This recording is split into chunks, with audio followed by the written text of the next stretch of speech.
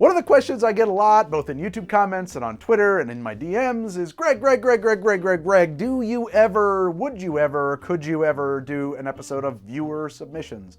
And I never have. I always kind of felt like, well, that episode will only appeal to the person whose submission is in there. But I don't know, maybe it'll have legs. We'll find out today because I ran out of episode ideas. So it's the mailbag on how to drink.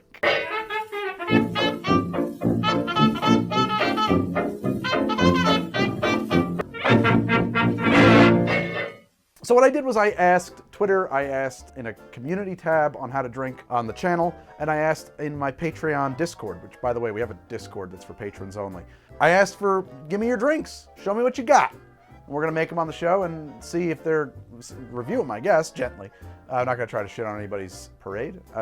Honestly, I don't know what we're doing really. And sometimes I think it's better to just do something. Don't have a plan, just do something. Action first, think later. Hear me now, understand me later. Okay, get to the chopper. Kat from Twitter, who is Bells on the Heather. Oh, like Bull on the Heather. They want me to make a drink called the Cherubs Kiss. That's my own. I'm making them sound dumb. I'm dumb. It's not them. We want to make I did it again. We want to make the Cherubs Kiss.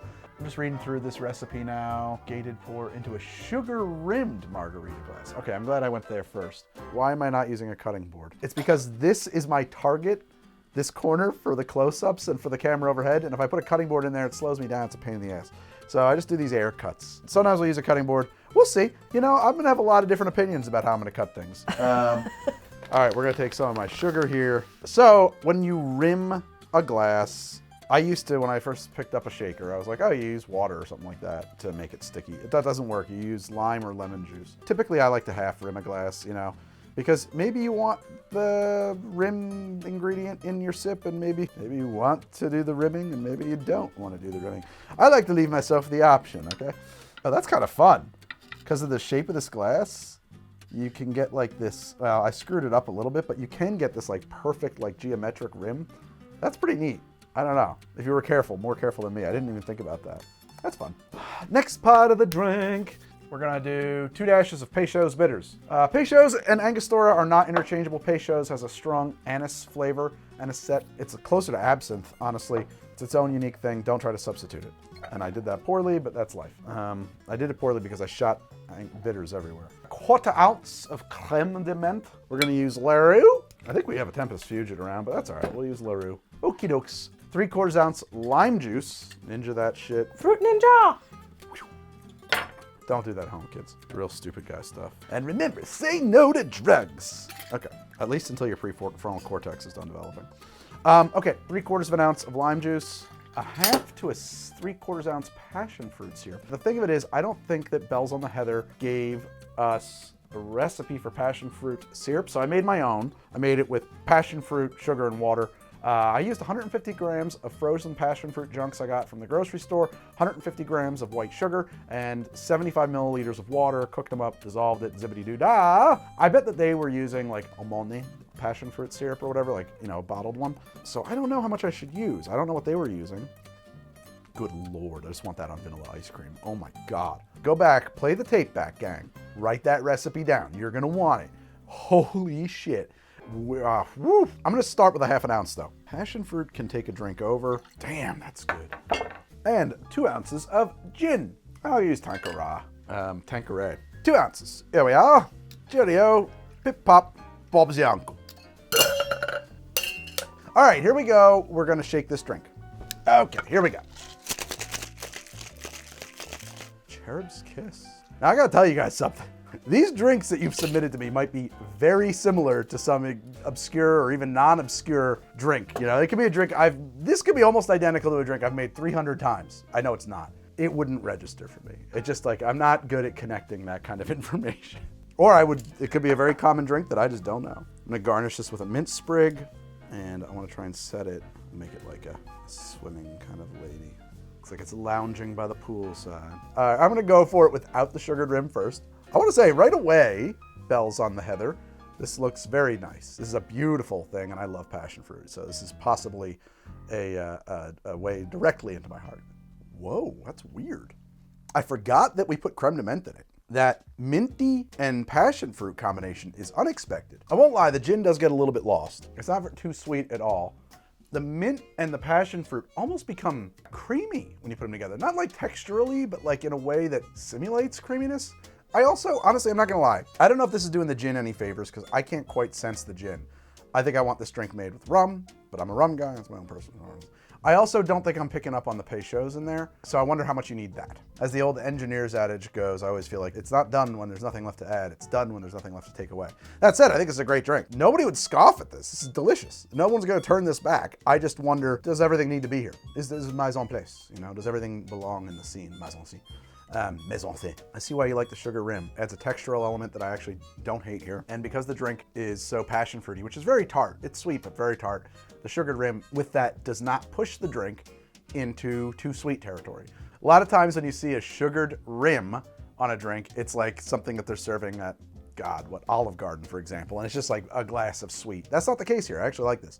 The only other thing I can think of that has a sugared rim that's like classic is like a brandy crusta.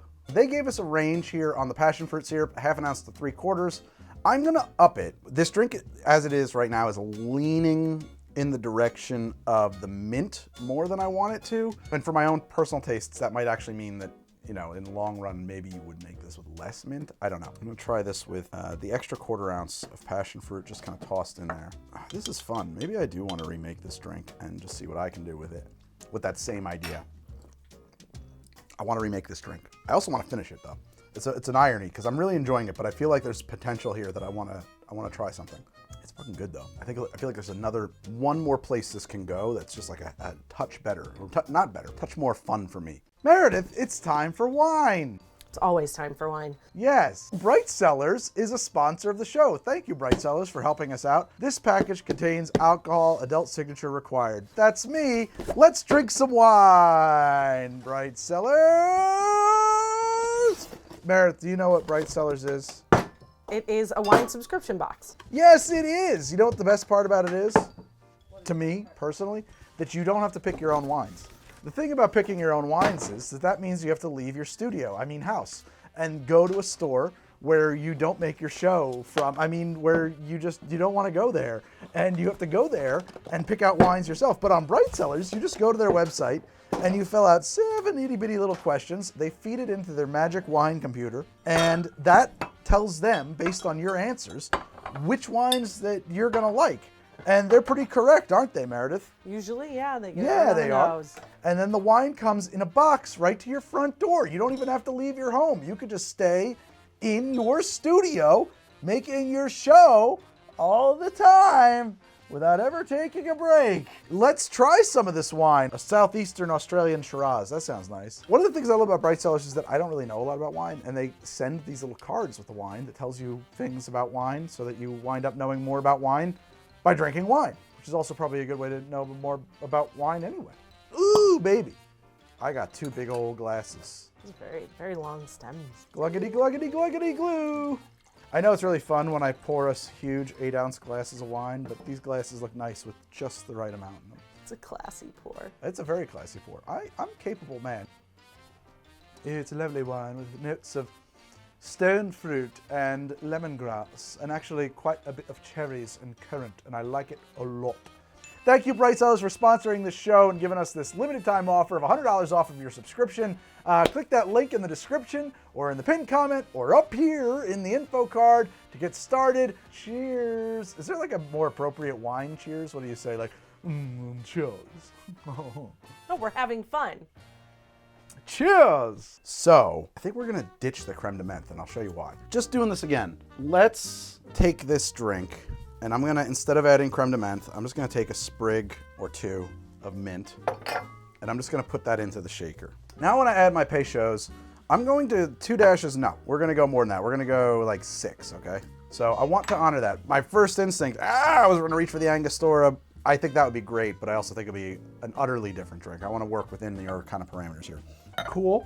Now we're gonna go to our passion lime juice. We're gonna go to our passionate lime juice. And we don't need a ton of this. We're gonna do 1/2 ounce. Now we're gonna do 1/2 ounce of our passion fruit syrup. Maybe I'll go 3/4. And now 2 ounces of gin. I'm sticking with the gin.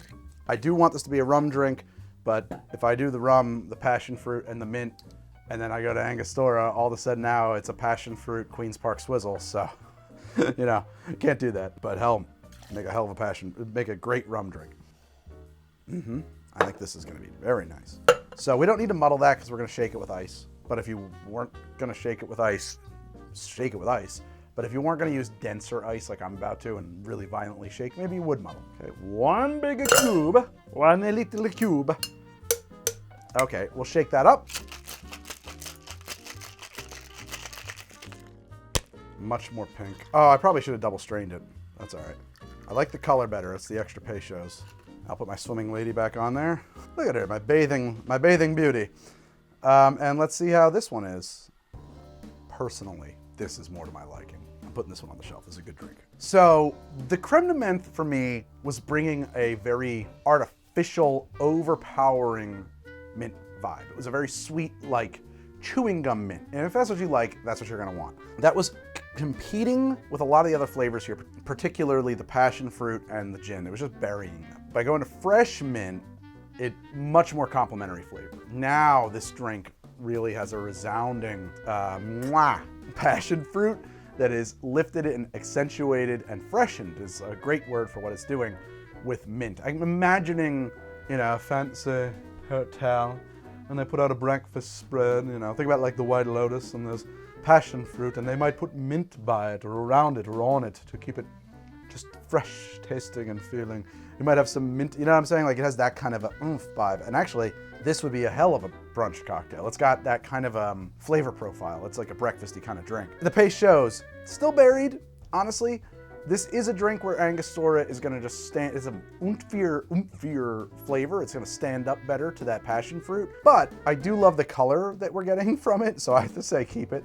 And you know what? It might be in there.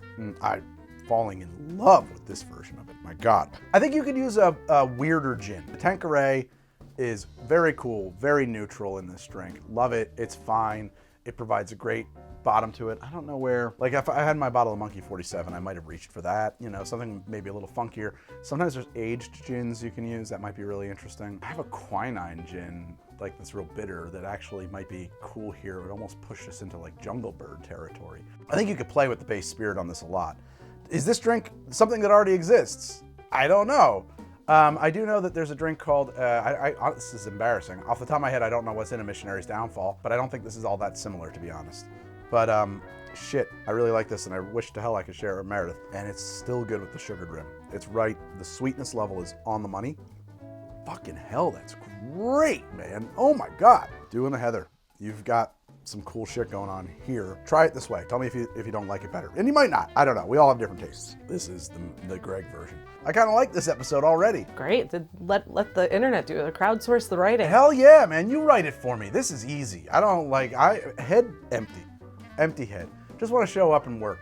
So let's keep this episode going right after this. All right. We're still on Twitter. I just put these in the order that they went in, so it don't matter. From Twitter, we got somebody called Ben Isaacs. What is this drink? They didn't give me a name. I'll name it for you, Ben. Jaeger, bourbon, lime, pineapple, or jet. Open pour, top it with more crushed ice. Invert half a lime, place it on top. Place a cherry inside the inverted lime. Add some overproof rum as well. Okay, so don't burn it. Just add some overproof rum into the cherry. That's weird. Why? I guess it like leaks out as you drink it. Okay, that's cool. Interesting. We got a split kind of base thing here. Really weird drink. Holy shit. Are you fucking with me on this? I'm just reading it again. Like, Ben Isaacs might be fucking with me. I mean, Jaeger is not an awful thing. It has its place, but an ounce of Jaeger? I don't really know, like, the flavor profile of Jaeger, I realize. Sweet absinthe. Oh, okay. It's sweet, cheap absinthe. Jaeger and Old Pernod, they're a category of spirit called pastis. They started to exist basically, or at least they became popular and viable as products during the absinthe ban. Nobody knows that. Like, people who drank Jaeger were doing ice cold shots of it. They were frat dudes, Jaeger! And acting like it was really hard stuff. But in fact, Jaeger is like, I don't know, 30% or something. Like, I don't know. Well, what is it? It's made from deer's blood. It's not. It's 35% alcohol. So it's like, it's underproofed, really. It's a liqueur.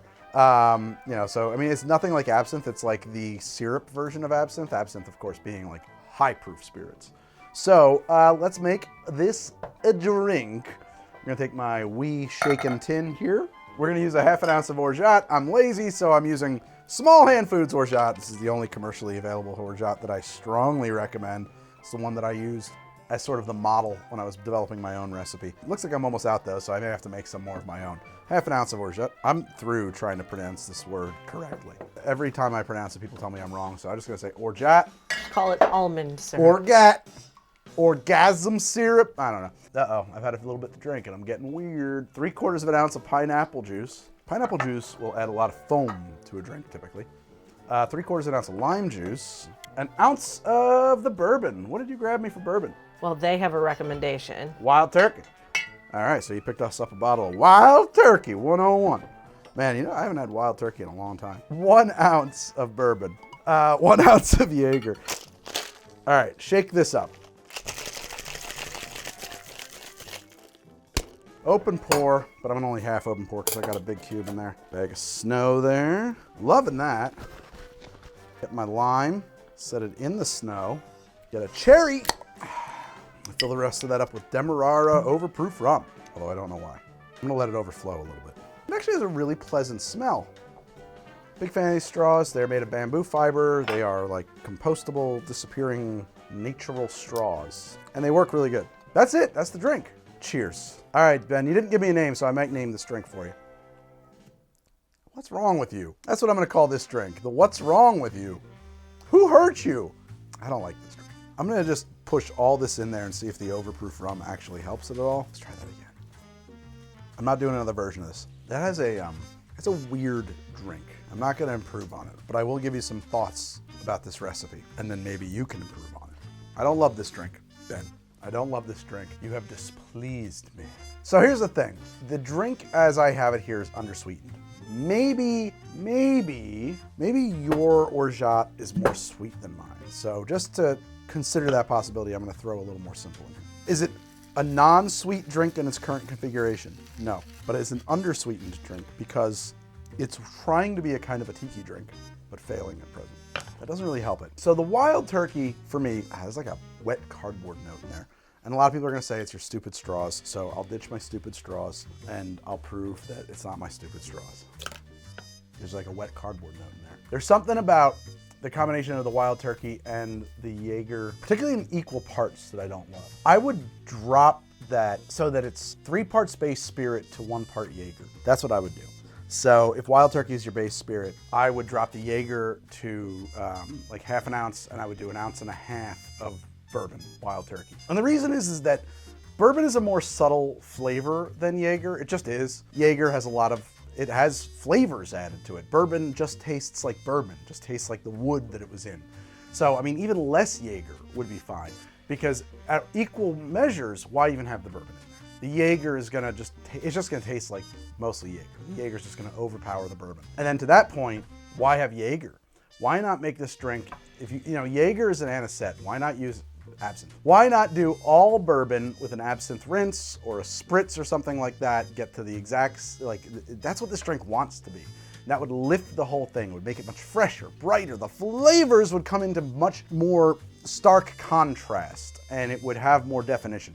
This is like, and I'm not trying to crap on your parade. If you like this, it's fine. But for me, in my quest for the platonic ideal of a cocktail, this drink does kind of fall short. It's kind of a mishmashy swamp of stuff. Pineapple and lime juice. Well, I don't hate pineapple in there. I think that the pineapple is maybe detracting from the drink though, in this case, because it's losing a little bit of snap. It wants some snap. I don't think pineapple's a bad idea in a cocktail. In fact, I love many a cocktail that has pineapple juice in it. I'm curious. I want to fuck around with this for 5 seconds. I just want to try my idea. I know I just said that I was not going to remake this drink, but I'm going to completely reconfigure this drink. So let's start with our lime juice. I'm just going to 1 ounce. That's going to be my baseline measurement. 1 ounce of lime juice is where I start this drink. I'm going to take all of the ideas you had, and I'm just going to put them through the filter of how I would approach that same idea as a cocktail. 1 ounce of lime juice. Start there.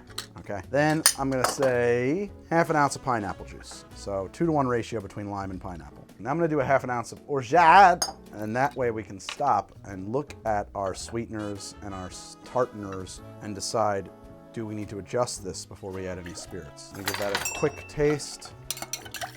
I'm gonna add another half an ounce of orgeat. That's better. There's a thing that happens when you have the ratio of sweet to sour to tart in just the right amount. Or, I mean, it's not just the right, there's like a range that works. But when you're in that zone, you'll feel it on the sides of your tongue. It's like, it's like a little electricity that runs down the sides of your tongue, I find. And that says, we're in the spot, we're in the spot. Before that, it's too tart, and you just, it's just on the tip of your tongue. If it's too sweet, it's just back on the back of your tongue. When you're right in the butter zone, it's like, right here, and ooh, is that good? There's an electrifying kind of thing that happens where you have this like unbelievable tension between the sweet and the sour, and they become this new harmonious thing, right? So now we've got our baseline sweet and sour, and it's still where you were at with pineapple, lime juice, and orgeat. Now we want to think about bourbon and Jaeger. So I'm actually gonna take a step here forward before I go back. You like wild turkey? Fine, let's do wild turkey. I'm gonna do 1.5 ounces of wild turkey to start. Okay, that's interesting. So the wild turkey is kind of a shitty bourbon. It did kind of take over the drink. It's the wild turkey I may not really love in this drink, but that's okay. I think that with the wild turkey, we actually need just a little bit more tartness. Just a little, like another half or even just 1/4 of an ounce. The wild turkey has kind of a heavier note to it, and it is dragging the drink down just a bit, in my opinion. It does have a wonderfully peanutty finish that I happen to really like, but I think to get this drink into kind of where I want it to be, where I think it should be, I don't know, I mean, this is all opinion. That was, by the way, 1/4 ounce. Actually, let's stop there. The kind of weightiness of the wild turkey is sort of brought back up, okay? And why do I want to bring it back up? Well, we're gonna add some other flavors to this still, and those are gonna kind of bring us back down to another kind of level. So if we do all of that together at the same time, the whole drink's gonna become heavy. It's gonna have no lift, it's gonna have no lightness, it's not gonna be brightness. It's just gonna be a dark basement and a moldy basement. And I don't really want to be like that. So let's do the other thing. Let's pump it up. You still have the lime, you still have the pineapple, you still have the orgeat, you still have the turkey. They're all in balance now, right? And nobody's overpowering anybody else. It's just, that's what it is. I just try to maintain this little bit of balance all the way through the build until I get to the finish line. And generally speaking, when I get to the finish line, as long as I've tried to dance that knife's edge to the best of my ability, it's pretty good. You know, maybe it needs a little tweak or something like that, but it's pretty good. I'm gonna hold off on the Jaeger. I don't like the Jaeger in this. I already told you I want to use absinthe. That's what we're gonna do. Same idea, just better. I did like your idea for a little bit of overproof. Overproof. We're gonna do that. We're gonna get some overproof in here. Now, do I want to shake it in though? It's an interesting question. Plantation OFTD. Oh my God, is that wonderful smelling? Yes, I do. We may add more of it later, but let's do a 1/2 ounce of our OFTD. I might have gotten away with 1/4 there, but the other thing I'm doing right now, right? Your drink was a little low proof. Hell fucking yeah. Hell fucking yeah. Now we're getting there. Still plenty of bourbon. Oh, and a Demerara note at the end there. We've got plenty of sweet, sour, and lime and everything like that to balance it. We are in the zone. We're ready to shake this drink. Shaking the drink. Shake it like a baby, is what I always say. Same thing, kind of an open pour. Here we go. Top that up with snow. There you go. Look at that, it's beautiful. Get your lime wheel husk, push it down into our snow, add our cherry, throw our OFTD on top, put that on fire like we did, spritz it with absinthe, try and get it on fire again. Really bad at matches today. Remember, of course, the secret is not minding. All right, never mind. I was gonna do some cinnamon dancing on it, but that's okay. Get your straw in there and see what we got. I think this is probably a good drink. Cheers, Ben, Ben, Ben, Ben. Personally, I like that a lot better. I would still work on that drink. It stands up a lot better for me. It's got much more brightness. It has more individuation of flavors. The flavors are more recognizable. I still don't know if I really need or want pineapple in this drink, to be perfectly honest. I'm not really getting very strong pineapple notes. They are there, and they do actually work pretty well with the bourbon, because the peanut and pineapple thing, there is something in that. I will confess, I'm not getting nearly enough absinthe notes on this drink. I probably should have done a proper rinse or maybe even a small pour in the drink. I'm gonna add 1/4 ounce of absinthe to this drink right now. Okay, there it is sitting on top. We don't want it sitting on top. We wanna mix it into the drink. I'm gonna try and haul you out. Let's see how it is with that now.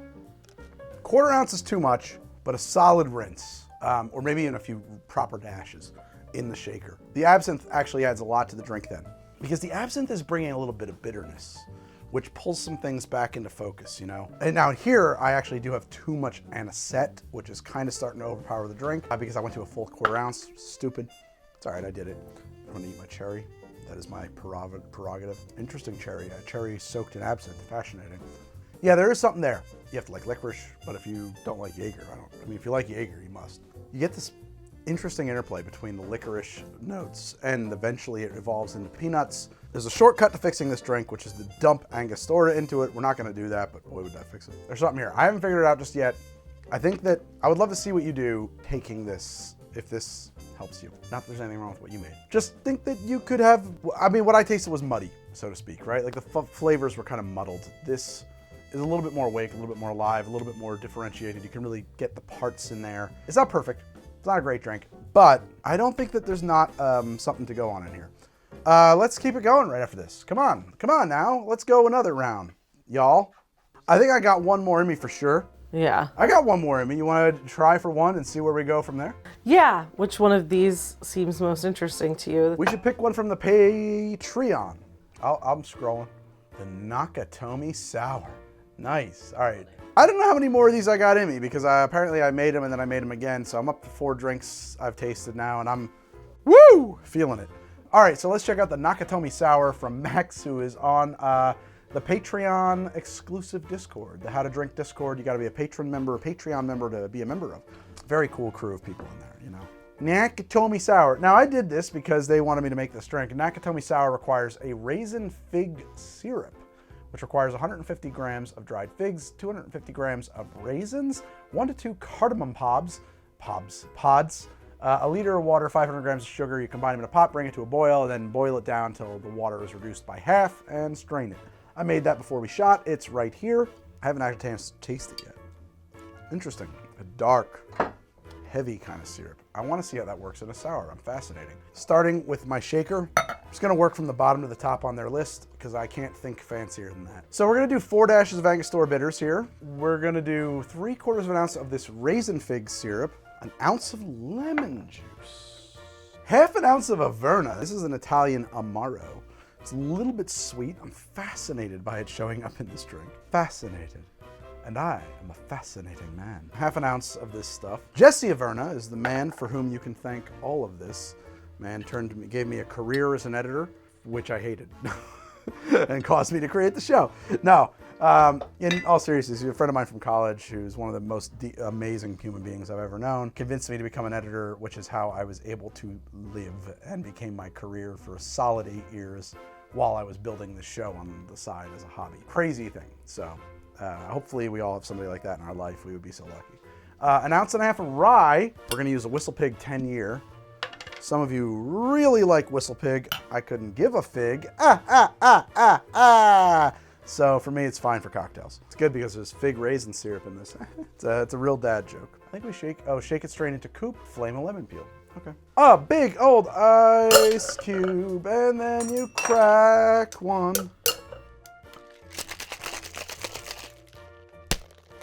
And we shall strain. Not a very pretty drink. Let's do our lemon peel that we're supposed to do.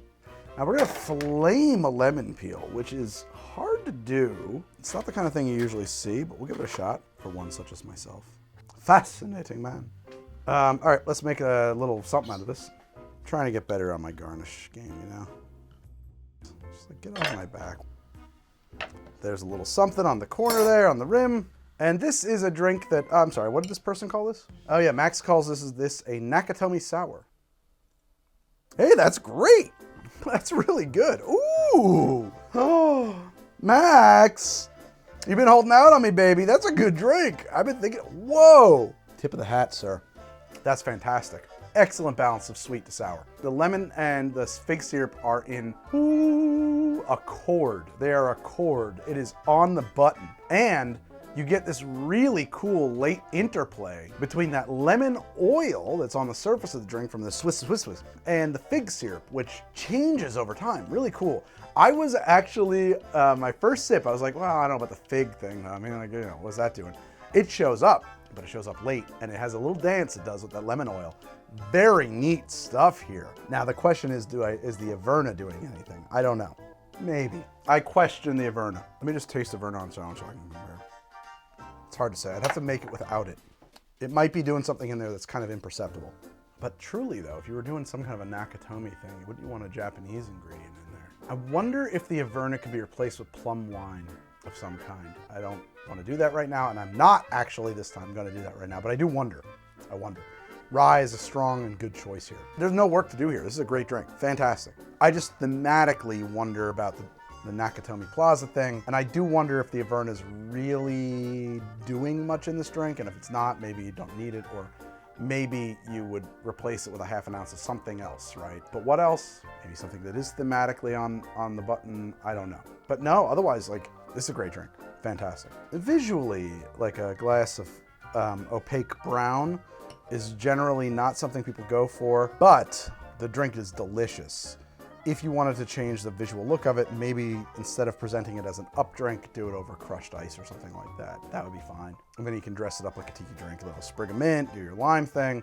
It would be different though, because you wouldn't get the lime oil in the drink then. If you do that, this is a little unconventional, you don't see it a lot, but I would recommend take a lime and rip a couple of peels off of it and throw it into the shaker when you shake the drink. And then you'll have that lime oil in the drink. You couldn't twist it onto a pile of ice and have it end up in the drink. It would just be on the nose. Here it's actually in the drink. It's a part of the flavor component, not just the nose of the drink. And you want to keep that going.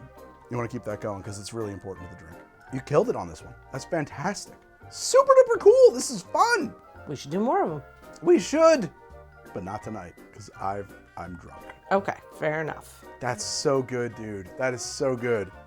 Seriously, tip of the hat. Very good. The winners today, this drink, which is a Nakatomi Sour, and this one, the Cherubs Kiss, but my modified Cherubs Kiss. I'll call it a Cherubs Kiss number 2. The 1 was fine, but the 2 is divine. Fucking winners, man. You guys are killing it. Thank you. You're better than me. Send me more good ideas. Mud Bucket. I don't know what your drink was called, but Mud Bucket. Oh, you were the one who didn't name it? The Ben drink? I'm calling your drink the Mud Bucket. Work on that. Although, now that I've named it a Mud Bucket, it's perfect. No, but thank you guys so much for watching the show. I've been on the internet for 10,000 years. For the dawn of time, you see me. Back when we had faces. You can find my content up here in the corners. I'm on social media, which I guess is YouTube social media. Whatever, I'm on there. I'm a content creator, whatever. You'll find me on those places up here in the corners. Check it out. We'll be back in another episode of How to Drink very soon. I'm on a live stream soon appearing before you. Ribbity dibbity doo! Whee! We're getting riggedy riggedy wrecked.